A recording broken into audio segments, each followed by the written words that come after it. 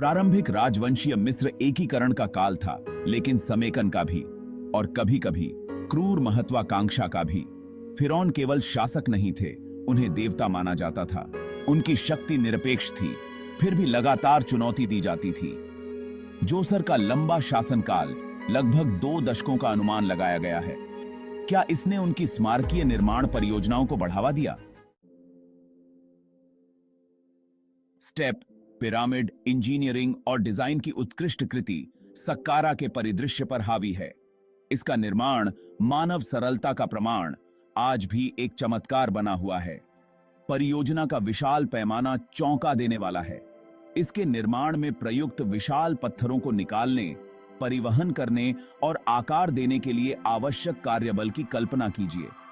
जबकि हम जोसर और उसके वजीर इम्होटेप की स्थापत्य प्रतिभा का जश्न मनाते हैं, हमें इसके निर्माण की वास्तविकताओं का भी सामना करना चाहिए।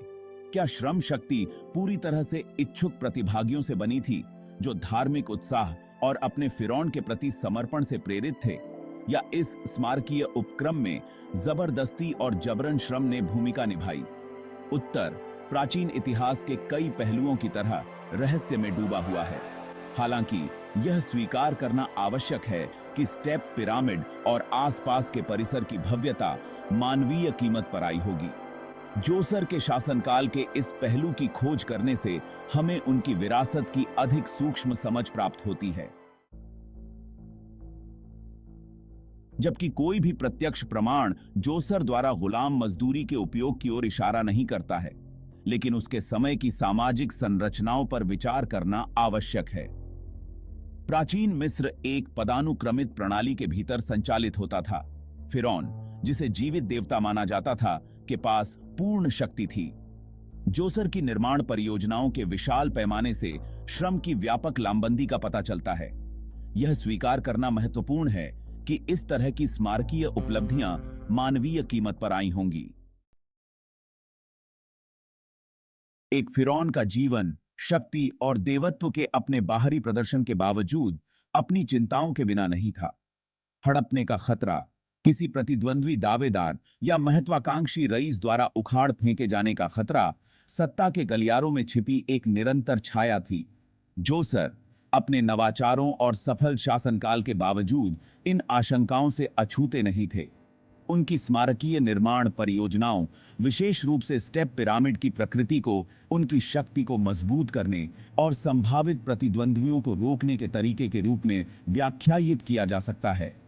स्टेप पिरामिड का विशाल पैमाना और भव्यता जोसर की शक्ति और अधिकार की निरंतर याद दिलाता था। यह उनकी प्रजा और किसी भी संभावित प्रतिद्वंद्वी के लिए एक बयान था कि उनका शासन दैवीय रूप से नियुक्त और अड्डी का भाग की का अब अडिग था। इसके मोरओवर इतने बड़े परिसर के निर्माण के लिए राज्य के संसाधनों और जनशक्ति पर मजबूत पकड़ की आवश्यकता होगी और उनके नियंत्रण को और मजबूत किया जाएगा। जबकि हम निश्चित रूप से यह नहीं जान सकते हैं कि हड़पने के डर ने जोसर को किस हद तक प्रेरित किया। यह एक ऐसा कारक है जिसे उनके शासनकाल और विरासत का विश्लेषण करते समय नजरअंदाज नहीं किया जा सकता है। जोसर के शासनकाल की कोई भी चर्चा इम्होटेप का उल्लेख किए बिना पूरी नहीं होती है। वह एक महायाजक और एक प्रसिद्ध विद्वान भी थे। पुरोहित वर्ग से यह संबंध जोसर के शासन के एक महत्वपूर्ण पहलू पर प्रकाश डालता है। प्राचीन मिस्र में पुरोहित वर्ग के पास काफी शक्ति और प्रभाव था। वे ज्ञान के रखवाले थे और फिरौन के शासन को वैध बनाने में महत्वपूर्ण भूमिका निभाते थे। इम्होटेप के साथ जोसर के घनिष्ठ संबंध की व्याख्या विभिन्न तरीकों से की जा सकती है। यह धर्मपरायणता और देवताओं का सम्मान करने की इच्छा का संकेत दे सकता है, या इसे पुरोहित वर्ग के समर्थन को सुनिश्चित करने का एक तरीका भी देखा जा सकता है। जैसे जैसे हम जोसर के शासनकाल में गहराई से उतरते हैं, एक आवर्ती विषय उभरता है: भय की भूमिका। हड़पने का डर, अस्थिरता का डर और शायद बाद के जीवन में गुमनामी का डर भी। क्या ये आशंकाएं उनकी स्मारकीय निर्माण परियोजनाओं और उनके शासन की प्रतीत होने वाली क्रूर दक्षता के पीछे प्रेरक शक्ति रही होंगी? स्टेप पिरामिड उनकी शक्ति और नवाचार का प्रतीक इन आशंकाओं की अभिव्यक्ति के रूप में भी व्याख्यायित किया जा सकता है। संरचना का विशाल पैमाना और स्थायित्व कुछ ऐसा बनाने की इच्छा का सुझाव देता है जो अनंत काल तक चलेगा, जोसर की शक्ति और विरासत का प्रमाण जो समय की विनाशकारिता का सामना करेगा। क्या यह अमरता की इच्छा, भुला दिए जाने के डर, या शायद बाद के जीवन में देवताओं के बीच अपना स्थान सुनिश्चित करने के तरीके से प्रेरित था? उत्तर: जोसर के शासनकाल के कई पहलुओं की तरह मायावी बना हुआ है। हालांकि यह एक ऐसा प्रश्न है जिस पर विचार करने लायक है, क्योंकि हम उनके शासन की जटिलताओं से जूझते हैं। जोसर की विरासत नवाचार, महत्वाकांक्षा और शायद भय के धागों से बुनी गई एक जटिल टेपेस्ट्री है। उन्होंने स्थापत्य भव्यता के युग की शुरुआत की, हमेशा के लिए मिस्र के दफन प्रथाओं के परिदृश्य को बदल दिया। फिर भी उनका शासन सत्ता की प्रकृति, स्मारकीय परियोजनाओं की मानवीय लागत और शासक की विरासत को आकार देने में भय की भूमिका के बारे में असहज करने वाले प्रश्न भी उठाता है। क्या जोसर की चिंताएं, अस्थिरता और गुमनामी के उनके डर ने उनकी उपलब्धियों को बढ़ावा दिया और अंततः उनकी विरासत को कलंकित किया? यह एक आसान जवाब के बिना एक सवाल है। हालांकि इन जटिलताओं को स्वीकार करके, उनके शासनकाल द्वारा डाली गई छाया में तल्लीन करके,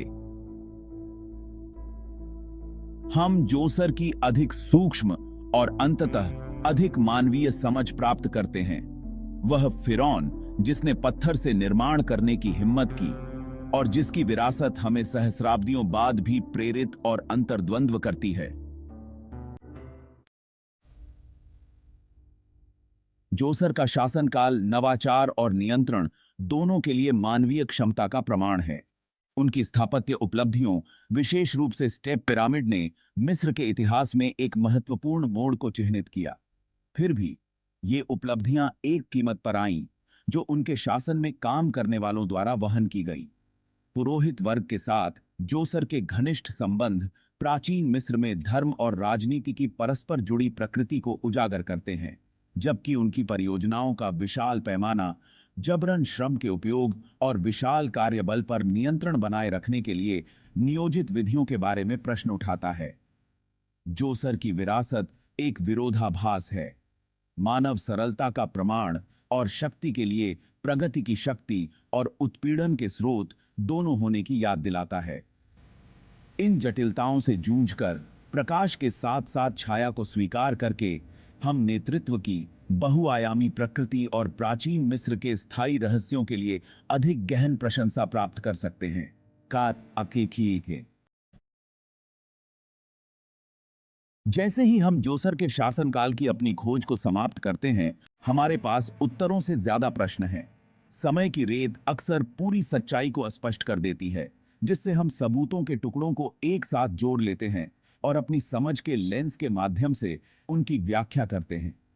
क्या जोसर के डर ने उनकी महत्वाकांक्षा को हवा दी, या उनकी महत्वाकांक्षा ने उनके डर को हवा दी? क्या वह एक क्रूर अत्याचारी था, या एक दूरदर्शी नेता था जो महानता हासिल करने के लिए नियंत्रण की आवश्यकता को समझता था? इन सवालों का शायद कभी कोई निश्चित जवाब न मिले, लेकिन वे एक अनुस्मारक के रूप में काम करते हैं कि इतिहास स्थिर तथ्यों का संग्रह नहीं है, बल्कि अतीत और वर्तमान के बीच एक सतत संवाद है।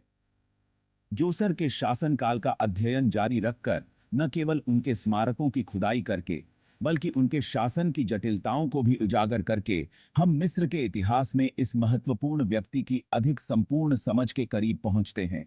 और ऐसा करने में हम वर्तमान को रोशन करने और स्वयं की अपनी समझ को आकार देने के लिए अतीत की स्थायी शक्ति के लिए गहरी प्रशंसा प्राप्त करते हैं।